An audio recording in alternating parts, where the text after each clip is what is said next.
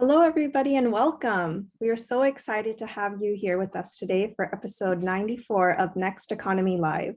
On behalf of the American Sustainable Business Council and Social Venture Circle, I'm Tulasi Sivalingam, the manager of events and programming, and I can't wait to learn from our esteemed speakers alongside you today. First, before we begin, I do want to quickly thank our sponsors, Hanson Bridget, Jumpscale, Trillium Asset Management, The Account Keepers, Bromberger Law, Sustain VC, Good Carts, Perlman & Perlman, C-Note, Junction, and Amalgamated Bank. I'd now like to give the floor to Ali Reza Vahabzadeh, Vice President at the American Sustainable Business Council, where he is Head of Membership, Chief of Staff, and ESG Policy Co-Lead. Take it away, Ali Reza. Thank you, Tulasi, and welcome everybody. Great to see you all. I am Ali Reza Vahabzadeh, Vice President of the American Sustainable Business Council. On behalf of ASBC and our strategic partner, Social Venture Circle, we are thrilled to welcome you to today's webinar on advancing corporate tax transparency, a conversation with Senator Van Hollen from Maryland, Representative Axne from Iowa, and Ian Gary, Executive Director of the Financial Accountability and Corporate Transparency Coalition, also known as the FACT Coalition. Unfortunately, due to a change in her schedule, Representative Axne will not be able to join us today, but we're delighted to have her colleague, Will Binger, with us, who serves as her legislative assistant.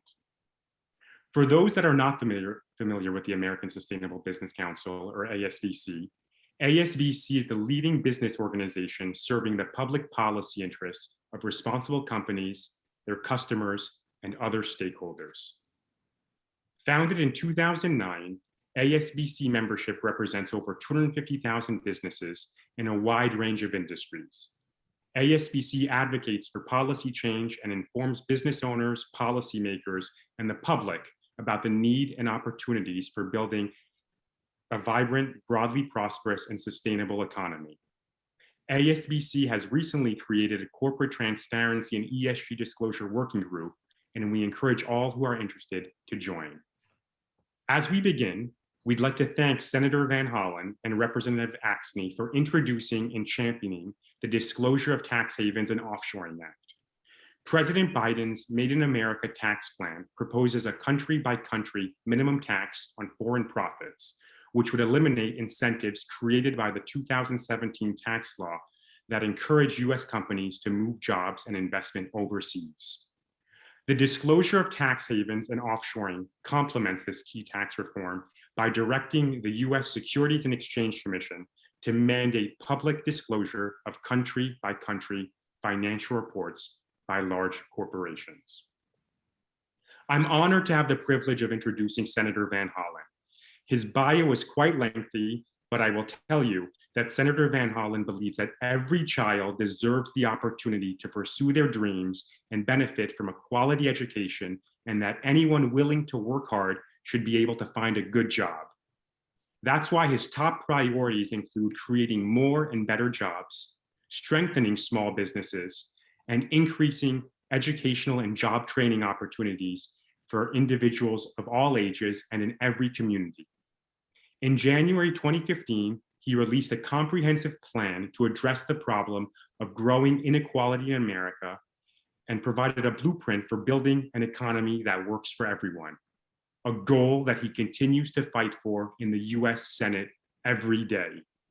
Thank you for being with us today, Senator. The floor is yours. Well, Ali Reza, thank you for that warm introduction. Most of all, thank you and the American Sustainable Business Council for all your efforts to ensure that we have competition in our economy and that we provide all small businesses and other businesses a fair and even playing field.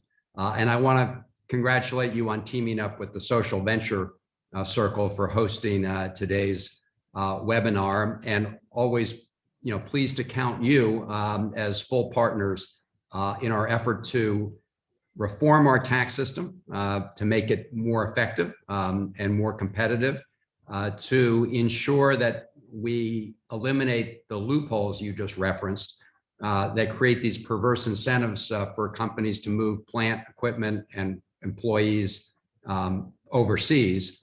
And the goal of course, ultimately building an economy that's more inclusive with more shared prosperity.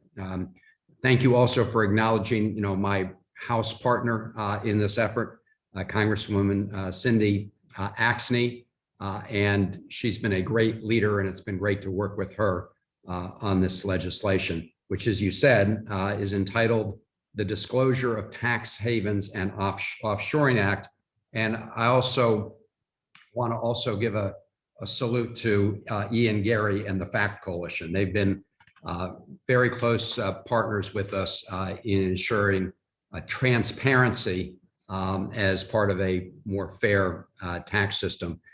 Sunshine really helps find out, where the problems are so that we can fix them. And that's a big part of this bill. We want to do essentially two things. We want to repair some of the damage that was done by that 2017 Trump tax plan. And in the process, we also want to create a fair system for everybody. The Trump 2017 tax giveaway did create these loopholes that have been exploited by large multinational corporations. With large teams of lawyers, they're able to use various accounting devices to park their profits overseas in tax havens, and therefore shield their revenues from domestic tax laws. And that gives them an unfair advantage over, companies here in the United States that do not have sort of a multinational presence and an army of international tax lawyers. And if you look at Bermuda, it presents a good example because if you look at 2018, profitable U.S. companies booked $105 billion of profits in Bermuda, despite having only 655 employees collectively in Bermuda. And that was a big jump from the years prior to the implementation of that Trump tax plan. So by comparison, in 2016, it was $33 billion of profits parked in Bermuda. In 2017, it was $35 billion. And as I mentioned, it jumped to $105 billion. So this is just one example of one tax haven. And it's because that bill actually did create these incentives for companies, multinational companies, to move that plant and equipment overseas. And because the Trump tax plan did not have country by country reporting and a minimum tax that was applied country by country, companies could play these shell games with their plant equipment and their profits in a way that lowered their tax obligation to the United States. In fact, it's estimated that approximately $60 billion in tax revenue is lost in the United States because of these various schemes. You can do the math. That's $600 billion over 10 years. And right now, we're working hard to close that loophole as part of the Biden Made in America tax plan. And I'm working very closely with Senator Ron Wyden, Finance Committee Chair here in the Senate. I know we're working closely in the House as well. One of the key elements of that, Biden tax plan is a country by country minimum tax. And it's designed to get at exactly the issue that we're talking about, to stop multinational corporations from abusing these offshore tax havens. The only way to do that is to change the law and close these loopholes. That will help even the playing field and give US-based companies that do not have an international global reach at least an even playing field to compete on here at home. So what our bill does is provides the transparency lens to make sure that we're getting at those profits that are parked in tax havens. And it will shine a spotlight on these hidden competitive advantages that go to large corporations under our existing tax code. So we want to make the change, and we hope that by shining a light on this, we'll be able to see the impacts as well. And when I say we, I mean the public and investors, because I think all of us believe that transparency is a very important quality that we should have for investor protection. Nobody should be hiding information from their investors. And that's exactly what this bill does. It provides that transparency. And I'm pleased to report that your support is helping us gain momentum. We also have 65 private investors with close to $2.9 trillion in assets who have come out in support of this proposal for more transparency, 36 nonprofit organizations, and 3 prominent small business collective organizations, including, of course, you and the Main Street Alliance, Small Business Majority, and many others. Let me just close by making this point. This bill does not add any additional burdens to the companies that are covered, because these companies are already required to report this data to the IRS, but they're allowed under current law to shield that information from investors.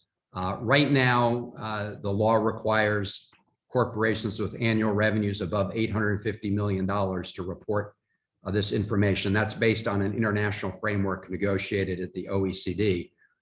Speaking personally, I like to see that 850 million number come down. And so we've written this bill in a way that simply ties the public reporting requirement to whatever standard may be adopted, so that we can work with the administration and others to change that standard, that benchmark amount that triggers the reporting requirements. So the reason we know about the aggregate data that I cited earlier in Bermuda is because the IRS does report the aggregates, right? They can tell us how much companies collectively are parking their profits in Bermuda, but they cannot tell us which corporations are engaged in that kind of profit parking in tax havens. And we believe strongly that investors have a right to know, taxpayers have a right to know. And as part of this Biden tax plan, we both hope to know and also make sure that those profits are taxed the way they should be, so that they don't put US-based companies at a disadvantage, and that we make sure that they contribute toward building a more prosperous economy and society for everybody. So thank you all for being part of this important fight at this critical moment.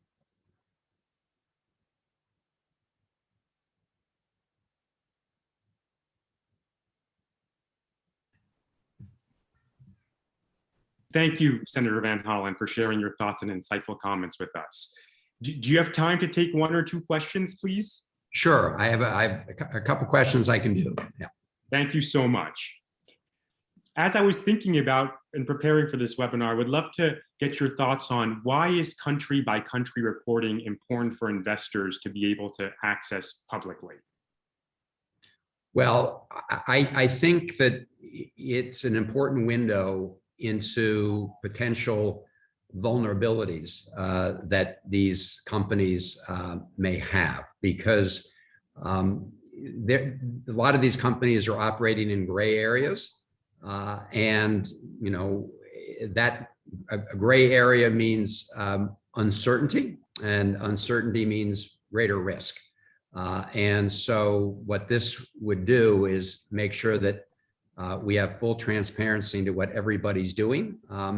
And that information is also important to investors for a variety of reasons, just to better understand how these companies are operating, how close to the edge of the law they are legally. So I think it's very important information for investors to have with respect to safeguarding, the investments they've made.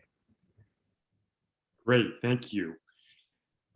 Seeing that the House version of this has passed, what is the likely outcome in the Senate? Does this change at all with the GOP pushback on SEC disclosures in related areas, including Senator Rubio's draft legislation opposing ESG disclosure entitled the Mind Your Own Business Act? Right. So that Rubio legislation is just that. It's a bill he's introduced. I can, I think, fairly predict that that's not going through the Senate anytime soon, not going through the House, of course. And it is important that we empower and urge the SEC to undertake,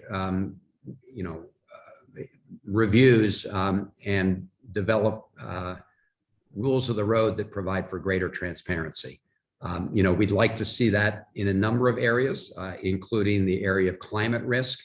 I think, and as well as to this legislation that would direct the SEC to require that public reporting on a country by country basis.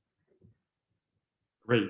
Thank you so much, Senator Van Hollen. I know you have another meeting coming up. I want to be respectful of your time. We're so grateful you were able to spend some time with us today. We're here to support the important work you're doing. We look forward to continuing to work with your good office.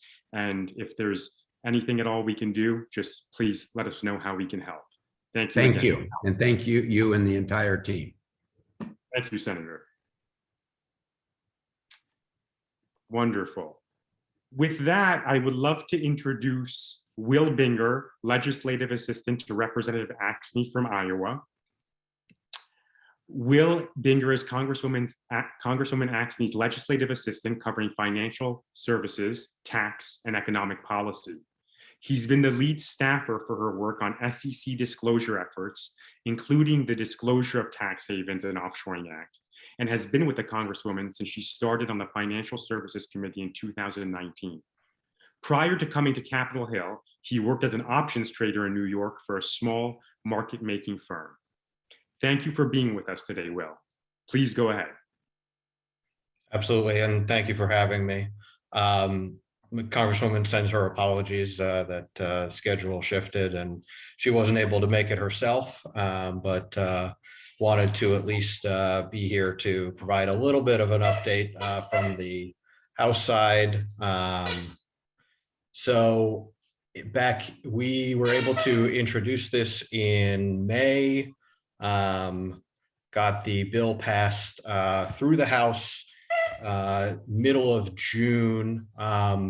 That's as part of a set of SEC disclosure bills. That's HR 1187. And that included also actually disclosures on climate change and on workforce investment. So that bill was able to get through the House and now is on to the Senate to deal with. But as the senator mentioned, this is something that we would like to see the SEC move forward with and see kind of where they can take action on it, even independent of legislation. One thing that's definitely clear is that this is something that the SEC has the authority to do. That's not really in doubt here. And as the senator mentioned, there are a lot of investors that are actually looking for this information already. So that's I think the real key and kind of where we're trying to focus our efforts right now to move this forward even more. Great. Thank you so much, Will, for those great remarks. Next, we're going to move to Ian Gary, Executive Director of the FACT Coalition. Ian Gary is a senior policy, research, and advocacy professional with over 25 years of experience in fiscal transparency and accountability, international development, and the reform of natural resource governance. Prior to joining the FACT Coalition, Ian directed Oxfam America's global policy, advocacy, and program work focused on promoting transparent and accountable financial flows. Previously, Ian was Strategic Issues Advisor for Africa and Strategic Issues Advisor for Extractive Industries at Catholic Relief Services. He has held positions with the Ford Foundations as well as international development organizations in the US and Africa. Ian, thank you for being with us today. Please take it away. Thank you so much, Ali Reza, and thank you to Senator Van Hollen and Representative Axne for really pushing this groundbreaking legislation on tax transparency. In this week where the world is being rocked by the revelations of the Pandora papers, we're really seeing that the world is operating in two financial systems. One where hardworking people follow the law and pay taxes, and the other where the global rich, multinational corporations, political elites, and others use offshore financial secrecy to dodge taxes and accountability for crimes. So I think this session that ASBC and Social Venture Network are putting on is really well timed. I think as Senator Van Hollen noted, the scale of the cost of profit shifting by multinational corporations is intense. 77 billion lost in tax revenue annually in the US alone. And the Tax Justice Network last year said corporate tax abuse is costing the globe $245 billion. So you can imagine what that money could do if it's invested in fighting inequality, fighting the climate crisis, and other needs. I think there are three key reasons why we need to see increased multinational public country-by-country tax transparency. Some of them have been mentioned already. The first, to inform investors. The second, to inform policymakers and the public. And the third, to act as a deterrence for those kinds of aggressive tax avoidance and profit shifting strategies that Senator Van Hollen mentioned. To talk about briefly what we want to see, what does public country-by-country reporting look like? Among the things that companies should be reporting would be the amount of revenues generated, the profit or loss, the income taxes paid, their capital, the number of employees they have on a full-time basis, a list of subsidiaries. This is the kind of information that investors and policymakers need to understand the tax strategies of these multinational companies. I think US action is extremely important as well. US capital markets account for 38% of the world's capital markets. So it's much larger than our own share of GDP, which signals that we can have a really good leader and multiplier effect if we take on tax transparency. And we're seeing a lot of momentum, not only as signaled by the Disclosure of Tax Havens and Offshoring Act, but also momentum around the world. For example, Senator Van Hollen talked about the number of investors who support the Disclosure of Tax Havens and Offshoring Act, close to $3 trillion. We've also seen in Europe over $5.6 trillion in assets under management from investors saying that they want this public country-by-country reporting. And what are investors telling us? First is that they need to have country-by-country information to make sound capital allocation decisions. They need transparency and disaggregated income information so that they can protect against reputational risk.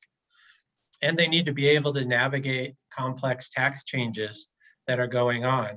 Right now, we're likely coming to a head with the OECD global tax negotiations and hoping for the first time to really end a global tax race to the bottom. But the only stakeholders left in the dark are those putting their money at risk, which is why investors want to see this information.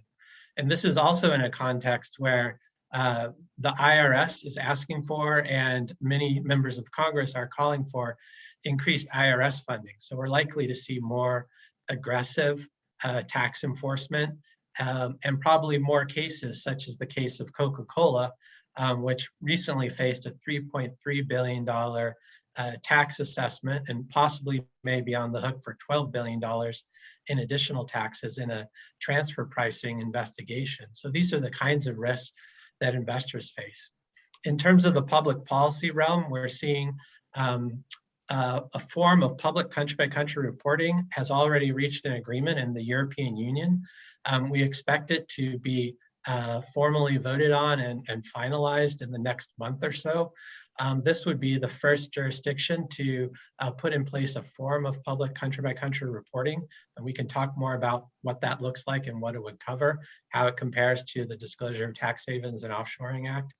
We've also seen important standard setting by the Global Reporting Initiative, which for the first time at the beginning of January, put in place a tax reporting standard where companies that are following ESG disclosures according to the Global Reporting Initiative can now and should now report their country-by-country tax information. We're also seeing companies stepping up and voluntarily disclosing aspects of public country-by-country reporting.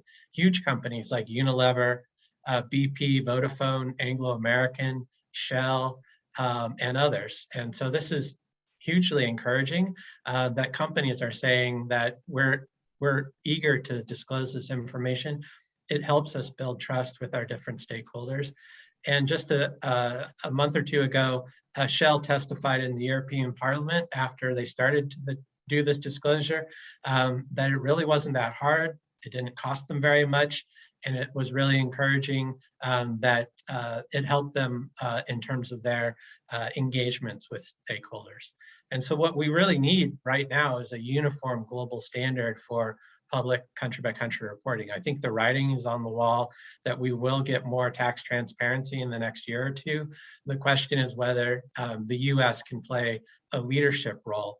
As was mentioned, the Disclosure of Tax Havens and Offshoring Act would mandate the Securities and Exchange Commission to put in place this disclosure, but they can also act on their own. We've also been engaging with the Financial Accounting Standards Board. So these are two additional possible avenues for making tax transparency a reality. So I'm happy to answer any other questions and look forward to the discussion. Thank you, Ian, for putting all of that together for us.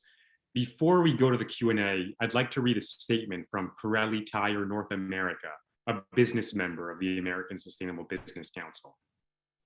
Maureen Klein, Vice President of Public Affairs and Sustainability, can't be with us today, but asked me to share the following statement on her behalf regarding Pirelli's global tax policy.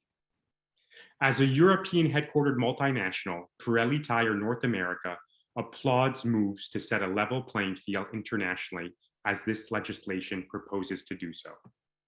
Our own global tax policy is embedded in values like integrity and fairness, and we explicitly deplore the use of tax havens for tax avoidance purposes. We believe companies bear societal responsibilities in environmental, social, and governance areas, and we want to be a positive role model for others.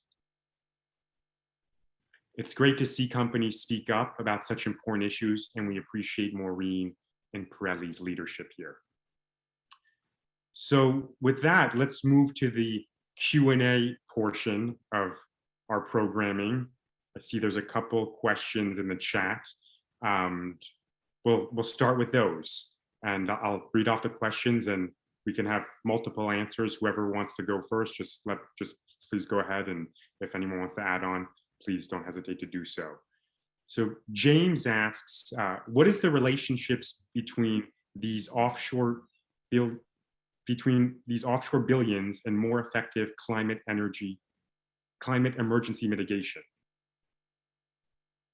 Anyone want to take that? I can take a stab at it, AR. Please. Well, I think there are several ways that tax transparency connects to the climate crisis and the climate mitigation and adaptation agenda. The first is that with this public country-by-country tax reporting, investors who are already taking a very close look at their fossil fuel company holdings are better able to understand the true underlying value of these companies and are able to understand how much that value might be inflated by tax avoidance and profit shifting strategies. So I think there's a lot of curiosity among investors about how viable fossil fuel companies are, what their mix of investments look like, how much they're getting into renewable energy, how much these companies are at risk because of potentially stranded assets. So those are the types of issues that investors are looking at, but the public country by country reporting would also allow investors to look at how these companies are using profit shifting strategies, whether any future tax changes might affect those profit shifting strategies, and assess a value on that basis. I think a second important point that could be made around this issue is that we expect that with public country by country reporting, the amount of aggressive tax avoidance and profit shifting will go down, and the amount of tax revenues that both developing and developed countries are able to collect will go up.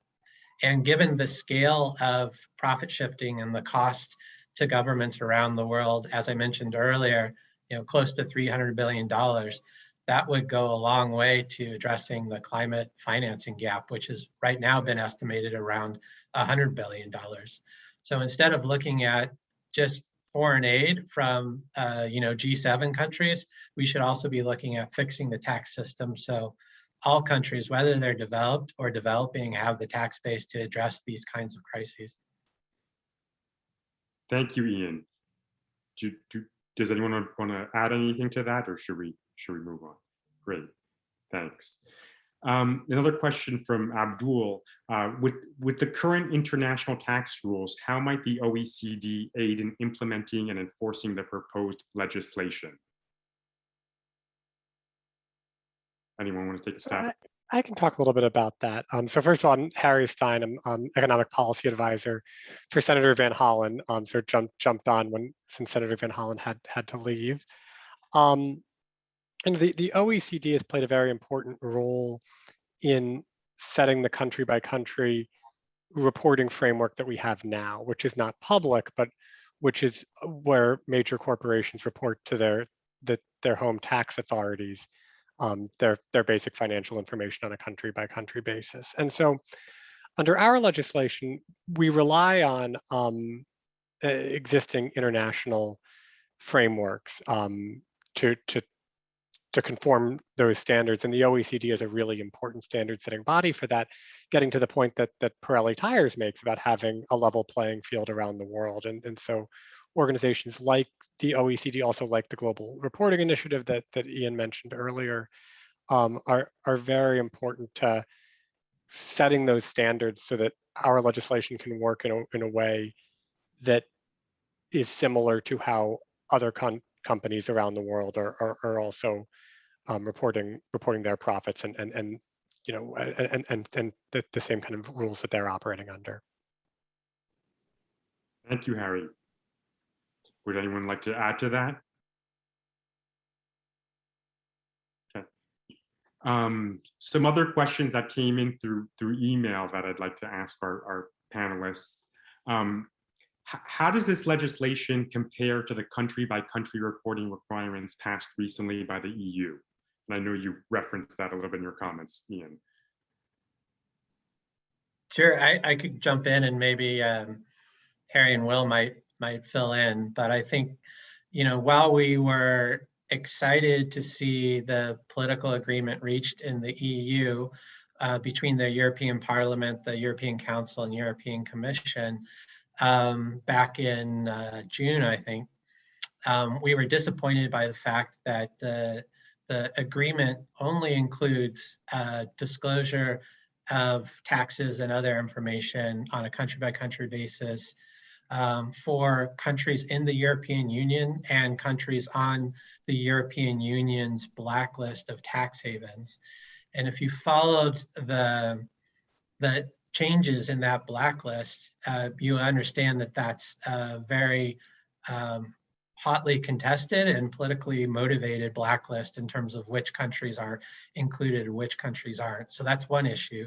The second is that it's not global country by country reporting. And so what we want to see and what the Disclosure of Tax Havens and Offshoring Act would require is truly global country by country reporting. So, if you're Shell, you have to disclose in every country of operation. And that's really the standard that we would like to see. I think also in terms of the threshold, as Senator Van Hollen discussed, the threshold in Europe is, I think, around the equivalent of $850 million in turnover for a company. It would be great to see that lower, because there are multinationals who are significant who don't meet that threshold. But turn it over to Will and Harry to see if they had anything other than that to add. Yeah, I mean, I guess the one thing that I would really add is kind of, as we're looking at this as a global problem, this is kind of an opportunity for the US to really be a leader in this and really push the envelope a little bit further when it comes to actual tax transparency. And hopefully this kind of action from the US is also going to push the EU to do more in the future and push other areas to really move forward on this. And I would just add that in talking to our European partners on this, that what's become clear, and I think this is true in the US too, is that these steps that get taken build on each other. So to the extent that the United States is willing to move forward with country by country reporting, that opens up more political space in the EU to move forward, and vice versa. So the EU taking the step that they did take is a sign for American policymakers that this is a direction that policy is going around the world, that we're not going to be the only ones out there on this. And so that, I think that this is one of those things where as countries and regions move more in that direction, that encourages more movement from our allies. Yeah, I think another important point to make is that there will be some American companies or their subsidiaries captured once this EU legislation comes into force. And obviously then you have a new constituency of American companies who want to see a level playing field. So all of their competitors are also reporting their taxes publicly too. So as I think Harry said, it's really a brick by brick approach. So we see the European Union measure as progress, but I think the US can do better. Great, thank you. Here's one that came in. Harry, maybe you can take it, or please anyone jump in. When can we realistically expect to see a vote on this legislation in the Senate? So it's a good question. I think the challenge that we have in the United States Senate is that most legislation requires 60 votes to pass, to clear a filibuster. I should just say at the outset of this discussion that Senator Van Hollen is on record that we should get rid of the filibuster. And so if it was just 50 votes to pass legislation in the Senate, then this would be a different conversation. Because of the 60 vote hurdle, the bill in the House, which is part of a larger package of ESG disclosures, passed by one vote on a party line basis. So that's not going to be good enough, unfortunately, in the Senate under the regular legislative procedures. That wouldn't suggest that we can get 60 votes. On the bright side, we can both keep trying to move the bill forward, and maybe there's room to do that in committee. Maybe we can get Republican support. We certainly are trying. And then there's also, as has been in the news quite a lot, the budget reconciliation procedure, which is currently being used to move forward and hopefully pass President Biden's Build Back Better agenda. So the House is moving forward on that now, and then it'll come to the Senate. And the main reason that budget reconciliation is important is that you can pass that in the Senate with just 50 votes instead of 60. And so we are looking into options for how country by country reporting could be included as part of that. The Senate bird rule is the hurdle here, and without getting into all of the procedural arcana, the basic rule of thumb is that every provision of a reconciliation bill has to be primarily about changing taxes and spending. So we are exploring options in that for that, but that's the hurdle that we would need to overcome, in addition, of course, to earning the support of a majority of senators. Great, thank you. Here's a very apropos one that came in this week. How do the Pandora paper revelations relate to the need for tax transparency?